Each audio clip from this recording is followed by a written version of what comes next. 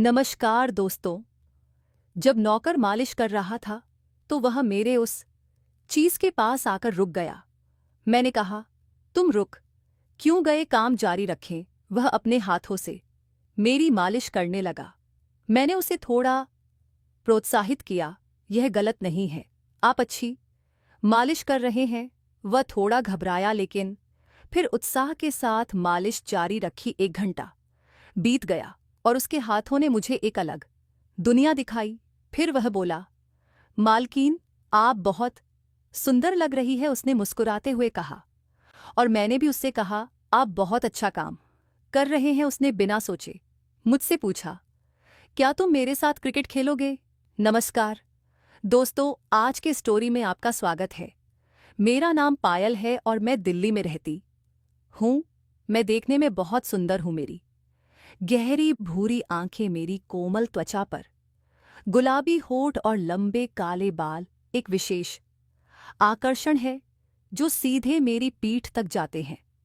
मेरी ऊंचाई 5.7 फुट है और मेरे शरीर की प्राकृतिक सुंदरता साफ नजर आती है। मेरे शरीर के हर उतार चढ़ाव को देखकर कोई भी मर्द या जवान उसमें खो जाना चाहता है। मेरी शादी 7 साल पहले हुई थी। मेरे पति राहुल एक सफल बिजनेसमैन है, उनके पास बहुत पैसा है, इसलिए वे जो चाहे खरीद लेते हैं, चाहे वह कोई वसीयत हो रहा। हमेशा बाहरते हैं, ज्यादा नहीं बिता, इसलिए मैं भी अपने जीवन में स्वतंत्र और आनंदमय जीवन जीती हूँ। हमारे घर में एक नौकर था, लेकिन किसी कारणवश उसे अचानक गांव जाना पड़ा। उन्होंने कहा कि उनका बेटा रोहित उनकी जगह काम करने आएगा। कुछ दिन बाद उनका बेटा हमारे पास आया और घर का सारा काम करने लगा। रोहित एक युवा, आकर्षक और संपन्न लड़का था। वह साफ सफाई, बर्तन धोना और अन्य सभी कार्यों को व्यवस्थित करता था। हमारे घर में आज़ादी थी, कोई रोक टोक नहीं थी, इसलिए उसे यहाँ रहना अच्छा लगता था। एक दिन भर रसोई में सब्जी बना रहा था तो मैंने उससे कहा कि तुम सब्जी कितनी अच्छी बनाते हो। दरअसल जब तुम किचन में होते हो तो मुझे कोई काम नहीं करना पड़ता। रोहित मुस्कुराया और बोला, मालकिन, मैं जब काम कर रहा होता हूं तो आपको चिंता करने की कोई जरूरत नहीं है। फिर एक दिन मुझे एक दोस्त की बर्थडे पार्टी में जाना था। पार्टी बहुत देर रात खत्म हुई और मैंने बहुत ज्यादा शराब पी रखी थी, इसलिए मैं सुबह देर तक सोती रही। करीब 11 बजे मेरी नींद खुली तो मेरे कमरे में अंधेरा था। मैंने कुछ देर और बिस्तर पर आराम किया और फिर उठकर बैठ गई।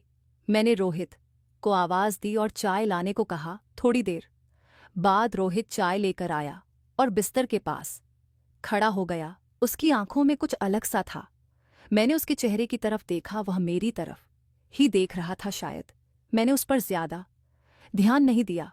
फिर मैंने उससे पूछा, क्या हुआ, क्या तुम कुछ कहना चाहते हो। उसने जवाब दिया, नहीं मालकिन, कुछ नहीं। फिर मैंने उससे कहा, तो तुम यहाँ क्या कर रहे हो। फिर वह चला गया। उसके जाने के बाद मुझे थोड़ा दोषी महसूस हुआ। मैंने सोचा कि मुझे उसके साथ ऐसा व्यवहार नहीं करना चाहिए था। थोड़ी देर बाद मैंने उसे बुलाया और उसे मेरा कमरा साफ करने के लिए कहा। वह तुरंत वापस आया और सफाई के सामान से मेरे कमरे की सफाई करने लगा। मैं बस बिस्तर पर लेटी हुई थी। जब रोहित मेरे कमरे में काम कर रहा था तो मैं उस पर ध्यान दे रही थी। वह मेरे चेहरे को देख रहा था और मैं उसके सामान को देख रही थी। मैं समझ गई कि उसके मन में क्या चल रहा है। मैंने उससे पूछा, तुम ये दूसरा क्या काम करते हो। तो उसने कहा, मैं गांव में बच्चों को पढ़ाता हूं।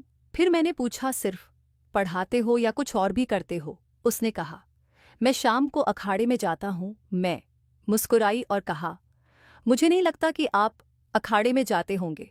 बाद में जब हम बातें कर रहे थे मैंने उससे कहा, मेरा शरीर बहुत दर्द करता है, क्या तुम मेरी मालिश करोगे। वह थोड़ा शर्मिंदा हुआ और तेल लेकर आया। मैंने उसे तेल से मालिश करने से मना कर दिया। अब रोहित धीरे से मेरे पैरों की मालिश करने लगा और मैं सोच रही थी कि यह मेरे पैरों के ऊपरी हिस्से पर अधिक ध्यान देता है। उनका मन मेरी टांगों की ओर घूम रहा था। मैंने उसे और जोर से मालिश करने को कहा। उसने झिझक हुए कहा, मालकिन, आपके पैरों को आराम की जरूरत है, इसलिए मैं हल्की मालिश कर रहा हूं।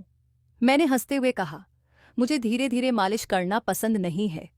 तुम थोड़ा जोर से करो। वह थोड़ा जोर से मालिश करने लगा। उस वक्त मुझे उसका काम बहुत अच्छा लग रहा था। धीरे धीरे वह मेरे घुटनों की मालिश करने लगा। मैंने कहा, आपका काम बहुत अच्छा है। वह थोड़ा खुश हुआ और मेरे उस चीज़ के पास आकर रुक गया। मैंने कहा, रुक क्यों गए? वह अपने हाथ से उसकी मालिश करने लगा। मैंने उसे थोड़ा हौसला दिया, ये गलत नहीं है, तुम अच्छी मालिश कर रहे हो। वह थोड़ा शर्मा, लेकिन फिर मुस्कुराहट और उत्साह के साथ मालिश करने लगा। जैसे जैसे टाइम बिता, उसके हाथ थोड़े अधिक आश्वस्त हो गए। एक अद्भुत एहसास हमारे मन में आया। 1 घंटा बीत गया और उसके हाथों ने मुझे एक अलग दुनिया दिखाई।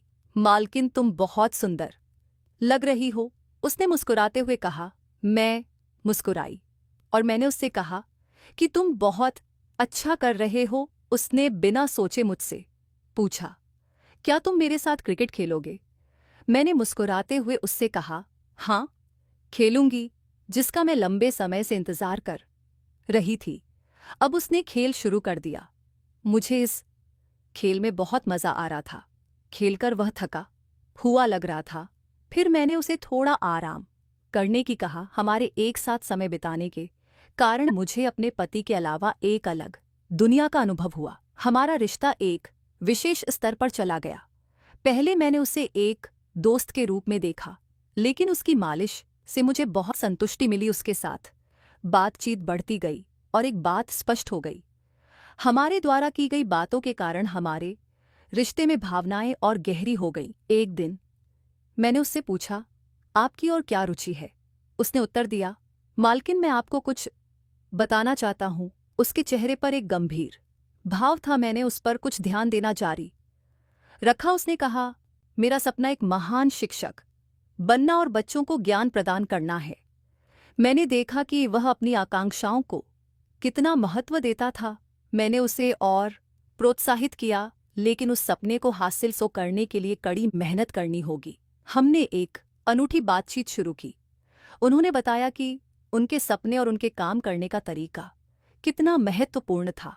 उस पल से हमारा भावनात्मक जुड़ाव हो चुका था। उसकी चाहत ने मुझे एक नई प्रेरणा दी। इस तरह हमारा जीवन साथ साथ चलता रहा।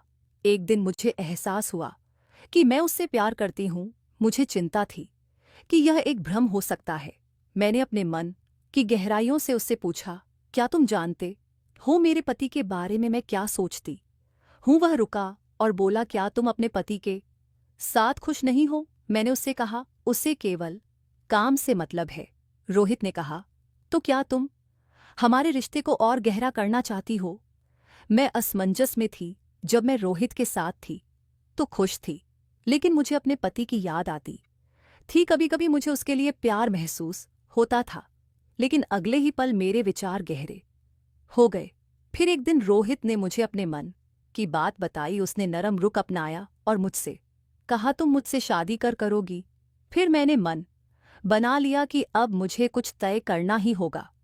रोहित के प्यार को एक मौका देना होगा और यह सब मुझे रोहित के सामने बताना होगा। रोहित, मैं तुम्हारे साथ एक अनोखी जिंदगी जीना चाहती हूँ। वे खुश हो गया और हम दोनों को एक दूसरे से प्यार हो गया। यह एक असामान्य प्यार था, विश्वास और समर्पण से भरा हुआ। उस दिन हमने एक साथ अपने जीवन का एक नया अध्याय शुरू किया, जिसमें दोनों ने एक दूसरे को पूरी तरह से स्वीकार कर लिया और दुनिया को एक नया नजरिया दिया। रोहित के साथ रहते हुए मुझे प्रेम कहानी का एहसास हुआ। प्यार कभी विफल नहीं होता और उसके साथ रहने का मतलब जीवन के हर पल का आनंद लेना है। इस तरह हमारा रिश्ता एक नई विशिष्टता से भर गया।